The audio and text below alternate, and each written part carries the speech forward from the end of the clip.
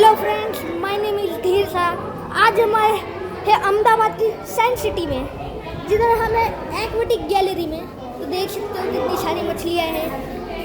यहाँ पे ऊपर देखे तो यहाँ पे है शार्क, बहुत सारी खूंखार शार्क तो मछलियाँ हैं इधर, तुम देख ही सकते हो।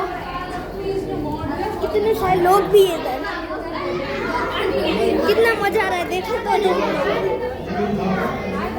मेरे को तो बहुत मज़ा आ रहा है भाई, तुम देख ही सकते हो।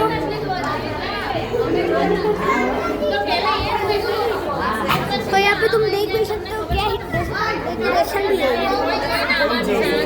कितनी मस्त डेकोरेशन है, इसे कहते हैं डेकोरेशन। और यहाँ पे शार्क भी है, देख सकते हो तुम।